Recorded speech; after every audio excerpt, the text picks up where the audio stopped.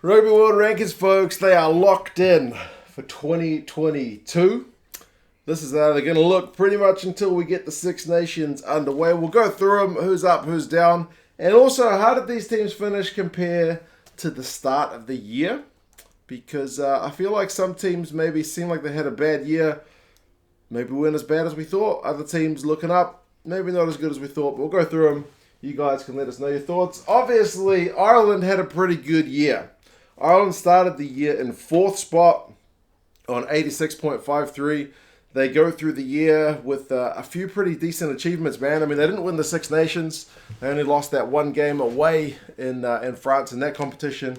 And then for the rest of the year, the only other game they lose is the away game to New Zealand. Then they come back and win that series away from home. So they finish 3 spots higher, I guess, than they were, from 4th through to 1st. And they're sitting kind of pretty.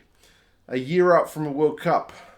Slightly reminiscent of 2018, but I do feel like it's different. I feel like this Andy Farrell coached Ireland side is a bit of a different beast. So, we'll see if they can kind of keep up that relentless pressure they've been putting on in 2022. France, some people asking, man, how come France aren't first? They're on some stupid winning run. They won every single game they played in 2022. How are they not ahead of Ireland? You can see they're still less than half a point behind. They started from a full point behind Ireland at the start of the year. France were in 5th on 85.53. Ireland were on 86.53. So they have actually closed the gap on Ireland. But you got to remember, France also toured Japan with 2 games.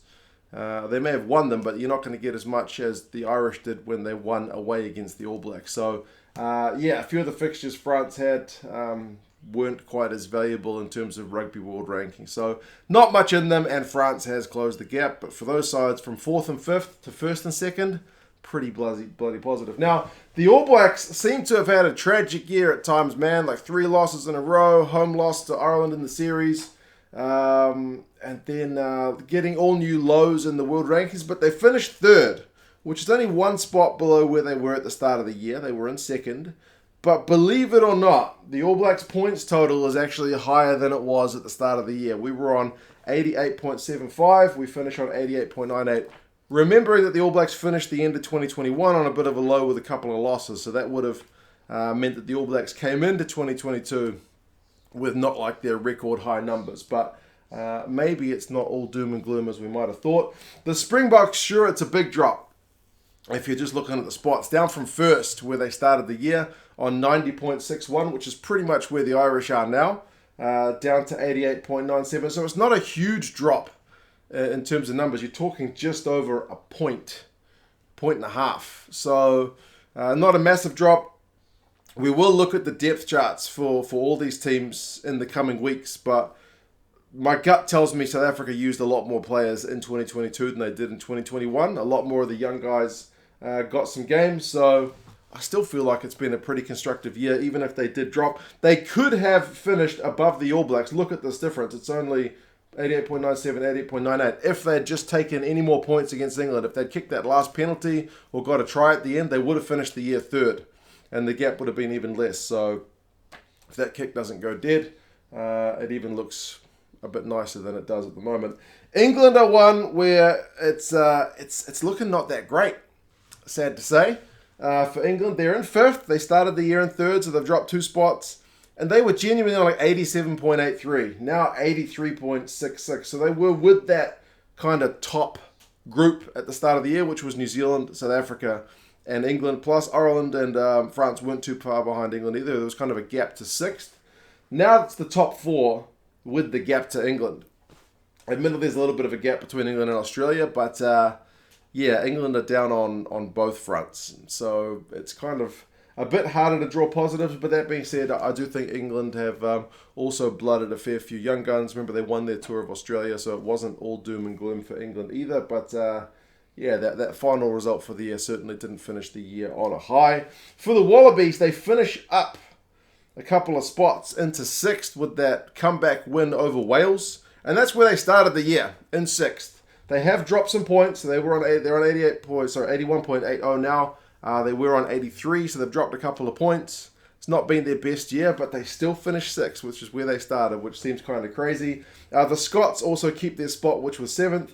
They've also dropped a couple of points, down from 83.05 to 81.55. And the Argentinians are in 8th. They're up 1 spot. They've passed the Welsh from the start of the year, but their points total is pretty similar. 80.72, started on 80.58. So not that much difference for the Argentinians. Even though my gut tells me Cheika had a pretty decent year with them, I guess things like getting an away win over New Zealand in New Zealand is certainly a big bonus. That away win over England, big bonus. But we got to remember that was kind of tempered with a few stinker results as well. For the Welsh, sadly, like England, down on both fronts. They are down from 8th to 9th and on 78.09. They started the year on 81.56. So it's been a bit of a forgettable year for the Welsh. They're only just ahead of Japan. Yeah, they're closer to Japan than they are to Argentina, which is a bit disconcerting. There's all kinds of rumours as we sit here recording this about Wayne Pivac's future, but that's one to be seen. Japan finished the year where they started in 10th. Fiji have dropped to 14th from 11th, so a couple spots down from them. It's not been Vern Cotter's best year. Pacific Nations Cup was particularly disappointing. Samoa, on the other hand, won the Pacific Nations Cup, so they finished up a wee bit. Remember, they've been able to recruit some players who are now eligible with those eligibility changes. Italy, though, certainly one of the great stories of 2022. Just looking at where they started in 14th on 70.51, up to 75.95. Great year. Up 2 spots and 5 points. Happy days, man. They knocked off a couple of big guns, didn't they? So, yeah, Georgia finishes down, although they're up on points. Romania finishes down from where they were. Tonga is another one who finishes up a couple of points. They're on 71. They started the year on 67, so another one who's kind of benefited from those eligibility changes. Spain, I think, are up from where they were last year. But, yeah, I think that's pretty much it, folks. What do you reckon? Obviously, Ireland and France seem to be the big movers and shakers in terms of going in the positive direction. Wales and England, not that great. The Wallabies and the Scots, whilst they maintained their spots, did actually drop world ranking points from the previous year. And South Africa and New Zealand, they've dropped a couple of spots, but their points totals are not drastically different. The All Blacks are actually up, and the South Africans are kind of marginally down. So, yeah, what do you guys reckon? I still feel like, personally, even including Japan, any of these guys can knock off any of these guys on their day, which is a great spot to be going into a World Cup, genuinely not knowing if, like, 9th is going to knock off, 2nd or whatever, whoever lines up against whoever. But anyway, you guys let us know your thoughts. It's been a great year. As I said, there's still more stuff to come. We've got depth charts coming, probably do some stat stuff based on how the teams went in 2022.